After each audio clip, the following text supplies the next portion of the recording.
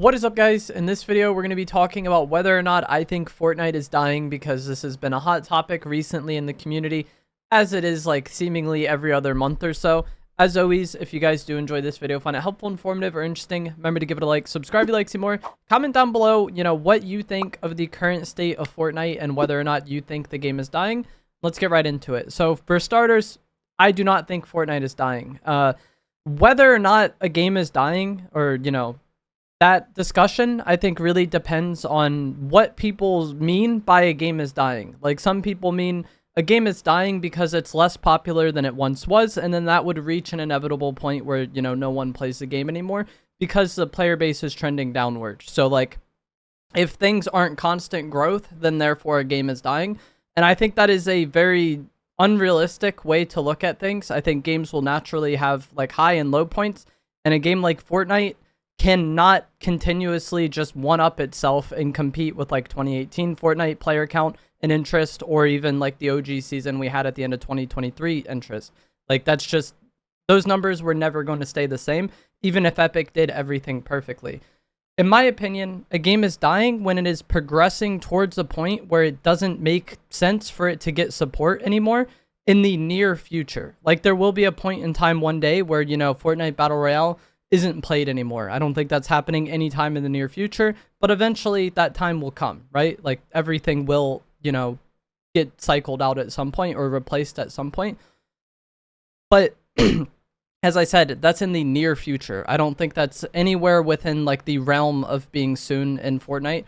Like, Fortnite's player count is down, and like the game is certainly less popular than it once was.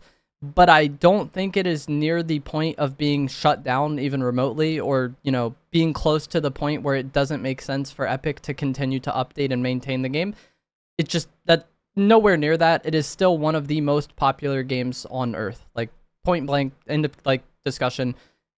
Fortnite's at a low point, but it's still one of the most played games there is. And we are definitely at a low point, but I don't really think that is much of a problem at all. I think that is very natural for a game like Fortnite, a live service game that gets constant seasons and updates. We'll get to that yearly cycle in a bit, but as far as the current season goes, I think the current season is actually really solid, and the amount of changes and updates we have gotten have actually been surprising. It's only been a month. It started early August, and it is September 9th as of the time I'm recording this, so it's only been a month. But we initially had the medallions for a week or so, I think, maybe 2 weeks. Those got removed. The Wrecker Revolver got nerfed, and so we went from like a double Wrecker Revolver meta with medallions to being something different. We had the Shockwave launcher at one point that got removed. We had the and then a period of time where there was less mobility until eventually the Shockwave hammer came in.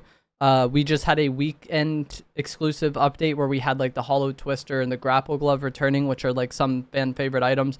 I think the amount of change we've gotten this season in just this first month has been a surprising amount. I've seen a lot of people say that it stayed the same, but I think if you look at most Fortnite seasons, like the opening month of it, this one might have gotten some of the most amount of change. Like, the main mobility item changed from, Shockwave launcher to Shockwaves to now the Shockwave hammer.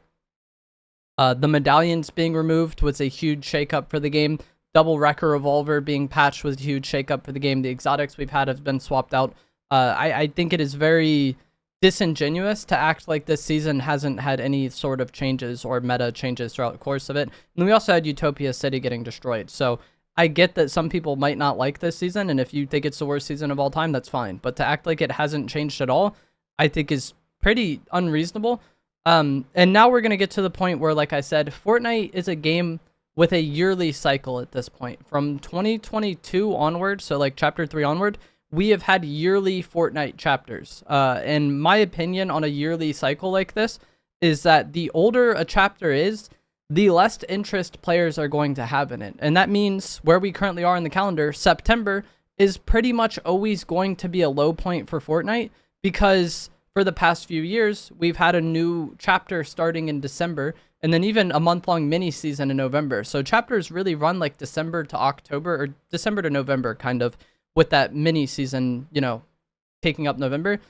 I think it's very natural for a yearly release game like this. If you look at chapters as like the yearly thing for Battle Royale, player count and interest and hype will peak when the new chapter comes out, so in December, and then it will just go down over time until the new chapter begins. And there will always be peaks and valleys. And I'm going to be comparing Fortnite to COD for this reason, because Call of Duty is also a yearly release game.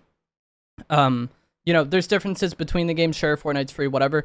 But looking at the player count we have on screen now, we only have data from March 2023 onward as far as like the actual player count of the game goes, because that's when Fortnite started showing it publicly. And as you can see, there's usually a lowish point in September. Chapter 4 was like actually kind of consistent. You see it rises when a new season happens, like these little peaks are new seasons. And then it shot right up in end of November 2023. What was that? That was the OG season. And then kind of went down over the course of it. And you see brief rises for new seasons, but that always goes down afterwards. So like the new season adds some hype and maintains some players and brings some people back, but it almost always goes down afterwards until we get to what is the low point again, like September-ish. That looks like the lowest point of Chapter 5. Maybe actually June was. But September is a consistent low point in the game. And then we see rises towards the end of the year for the new chapters. This number is incredibly unreasonable. This was like the player count for the live event. This isn't like normal day-to-day player count, I don't think. And then it goes down. And then now we're at the point where we're in September again. So I think every year around September, October time, you'll see like a brief increase in October for Fortnitemares, because that's usually a big update. And then November with like whatever they do mini season wise. And then December is when the new chapter comes out, and that brings more people back and draws a lot of interest back in the game. And that's just a natural point for people who quit playing to get back into the game. And that's why I think it's very relevant to compare it to COD. COD, we don't have like hard player count numbers for. Sorry if this flashbanged you. But we do have Google Trends. And Google Trends isn't the most accurate thing as far as like one-to-one correlation. But what this shows is interesting, I think. So I did like late 2011 onward. You see we're at a low point in September. New COD comes out in November. That's a peak. And then it kind of goes down over time until October, September time. You get a peak when the new COD comes out. Goes down over the course of the year. Where is that low point? Once again, it's September. Then you get a peak. The point, like the month or the time before the new release, is always going to be a low point in yearly games like this, because people are fatigued with the content. They're ready for change. And then the new release comes out and there's your change. And then you get a lot of new people back interested in the game. Maybe people who quit the game, maybe new players entirely. And I think that is just very, very, very, very natural. And you saw with the COD graph that it was, I think that was like 10 years of data or something like that, of every year, like clockwork, goes down over the course of the year, comes back with a new release. And Fortnite does have the advantage in that their new Battle Royale release is free to play, whereas Call of Duty, you had to buy the new multiplayer game. I know COD has Warzone now, but like you get my point. And so I think because of that yearly cycle, it is very natural for Fortnite to be in a low point in September. And then you can make the argument of people going back to school, whatever. But I think just with the schedule releasing of the game, I think late August, September will always be a low point for Fortnite. You'll get a brief uptick in October because Fortnitemares is usually something the community really likes. November is interesting. The past 2 Novembers, we had OG Chapter 1 and OG Chapter 2. And both of these seasons were very successful. It is heavily rumored that this November we are getting a Simpsons mini season. And I'm interested to see what this does. My expectation is that this is not going to bring as much hype and it's not going to bring as much interest as the previous mini seasons did. Even if it ends up being like Chapter 3 remake with Simpsons, kind of how like last year Chapter 2 remake had like the rapper theme with Snoop Dogg, Ice Spice, and Eminem.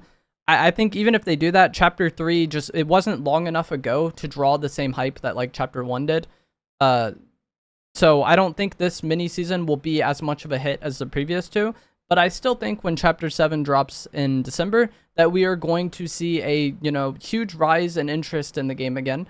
Players will get back into playing it, and then over the course of the year it will go down again, and this cycle will just repeat for years on end like it has with COD, which is another yearly release game. I think those comparisons are very easy to make. Another problem that a lot of people point out in the community is that like the game is too fragmented at this point. Like we have Battle Royale, we have Battle Royale Zero Build, we have the OG Battle Royale modes with both builds and zero builds, we have Reload with both builds and zero builds, we have Blitz, and then we also have ranked versions of several of those games. And so like you're just dividing the player base so much that Battle Royale doesn't look as popular. And I think that is true to an extent, but I also don't really understand why it's a problem. Like, I think a lot of people's perception is that like Epic is going to stop putting as much effort into Battle Royale because they have to maintain all these modes. And I think that's true to not really an extent, because if you look at Reload and you look at Blitz and then even OG, it's just rehashed old content. Like, Reload gets a new map every few months. It's a very small map. And then they just cycle the loot pool amongst items that they already made years ago. When Battle Royale seasons need to get developed, they make new POIs and new weapons and items and mechanics and all that stuff. So, like, way more dev time has to go into maintaining BR than Reload and Blitz and OG. I guess OG, they kind of have to make all that stuff again. But the blueprint is there. So I don't think the fact that Reload exists is drawing so much dev time from Epic and their developers. And I think that ever since we've had all these modes, people have really complained about how Battle Royale isn't going to get as much support or as much updates.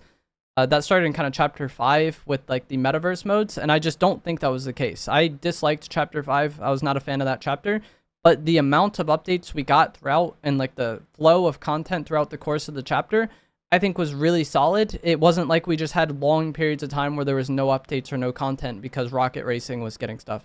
That just wasn't how it was. Even though it wasn't my favorite chapter, I don't think Epic was lazy during that time or ignoring Battle Royale during that time. I think it's just far from the case. And if you removed Reload and OG and Blitz, I think the Battle Royale player count would look better. But at the end of the day, I don't think Fortnite necessarily cares about like Battle Royale having the most players. They just care about people being on Fortnite. That kind of brings us to our next point with creative. Again, we recently had a stupid brain rot map that kind of like popped off and had more players than Battle Royale for a few hours, and people were like, oh my gosh, this is the end of Battle Royale. This stupid map has more players. And like, I don't really get it personally. For one, a lot of the creative maps, or most of them, are just user generated content. So like, if a creative map is popular, that's something somebody made. Epic doesn't have to make that map. There are creative maps that I think Epic does make, and collab maps that I think Epic has a hand in, but for the most part, a creative map doing good shouldn't detract from Battle Royale's development time at all. And for seeing discussion, that seems to be the main concern with creative, is that like Epic focuses so much on that, but Epic putting a brain rot map in the news tab or giving it an expanded kind of tile in Discovery is not Epic focusing way too much on creative. That's just them like promoting things that are doing well.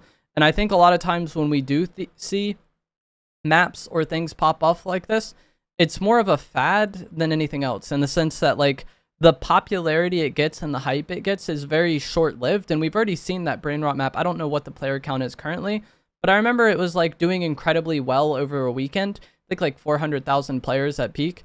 And then I got on Monday and it had 40,000. Like, it was incredibly popular for a few hours, and then it kind of died off over time. And there's nothing wrong with that. Like, there's naturally, I think these creative maps are just going to have less depth and less like replayability than Battle Royale does. And there might be moments where Battle Royale is less popular, but in the long run, I think Battle Royale, Fortnite's main mode, will still continue to be the most played thing in the long term, even if there are moments where the player count dips, because we're in September, people are tired of playing on this map, they're ready for the next chapter, they're ready for the next thing, and we'll be getting that shortly. So the whole like creative maps doing too good, I just don't view as a problem. And we even had this at the start of Chapter 5. If you remember when Lego Festival and Rocket Racing came out, each of those modes had like incredible player counts on day one, and then they dropped rapidly. And I think a lot of the creative maps will kind of be similar, in the sense that like they might have huge peaks that kind of go away quickly because there's just not as much depth and replayability there. At least that's what I expect to happen. And even if there is a creative map that's, 2 million players every day, why is that a bad thing? Like, I just don't really view the problem with it like some people do. I enjoy playing Battle Royale still. I still have a lot of interest in Battle Royale. And if there's some brain rot map that for some reason a lot of kids are playing, it's not affecting Battle Royale. I just play the thing I want to play. Same way if you went to a restaurant, if there's something on the menu you don't like, you just don't order that. You don't like complain and leave the restaurant in a angry huff because there's something on the menu that wasn't there for you personally. And that seems to be the way a lot of the community looks at things. And the way Epic probably looks at things is that as long as people are playing Fortnite, they're happy.